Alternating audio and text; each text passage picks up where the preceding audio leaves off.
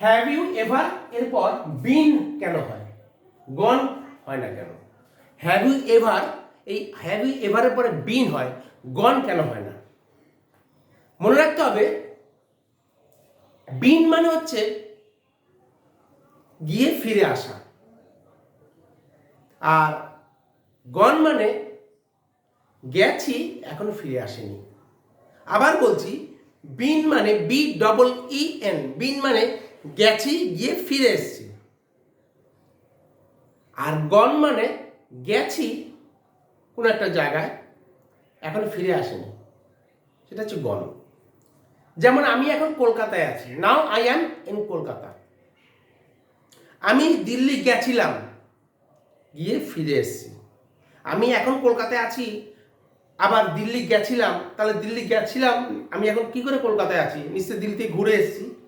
তাহলে এই ক্ষেত্রে বিন হবে, কারণ আমি ঘুরে চলে এসেছি দিল্লি থেকে। I have been to Delhi, I have been to Delhi, আমি দিল্লি গিয়ে ঘুরে এসেছি। কিন্তু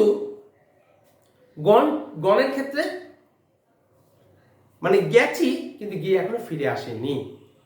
উদাহরণ দিই, যেমন আবার ঠিক তেমনি কেউ যদি জিজ্ঞেস করে তুমি কি মুম্বাই গেছো, have you ever been to Mumbai, have you ever been to Mumbai.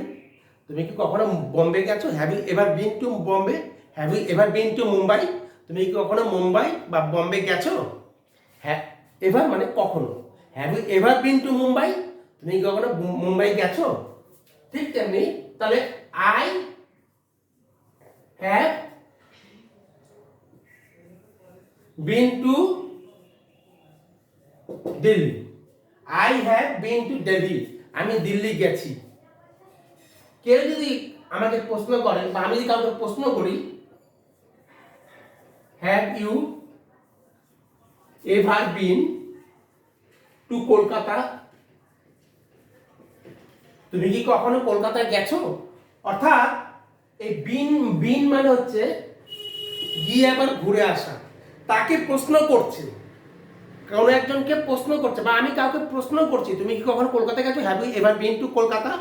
আমি কাউকে কোশ্চেন করছি, তার মানে তাকে সামনে পেয়ে প্রশ্ন করছি, তার যাওয়ার কথা বলছি, মানে তার সে গিয়ে ঘুরে এসছে তারপরে তো বলতে পারছি। অর্থাৎ তুমি কি কখনো কলকাতায় গেছো, সে যদি আমার সামনে না থাকতো, সে যদি এখনো কলকাতাতেই থাকে, তাহলে তো আমি তাকে বলতে পারতাম না।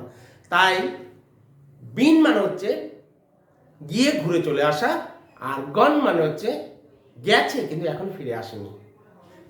সেইখানে সেইভাবেই I have been to Delhi, I have been two Madras, I have been to Mumbai, I have been two Punjab.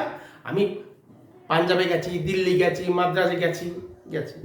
আর তুমি কি কখনো কলকাতায় গেছো, have you ever been to Kolkata, তুমি কি কখনো কলকাতায় গেছো, মানে তুমি কখনো কলকাতায় গেছো, এখানে কখনো you have you ever been to Kolkata, তুমি কখনো কলকাতায় গেছো, এখানে কখনই হবে না have you ever gone to Kolkata, কোনো দিন হবে না, কারণ কলকাতা সে ঘুরে চলে এসছে, তাই এখানে হবে বিন। আর যে এখনো কোনো একটা জায়গায় গেছে কিন্তু এখনো ঘুরে আসেনি, সেখানটা হবে গন। তাহলে বোঝা গেল বিন আর গনের পার্থক্য।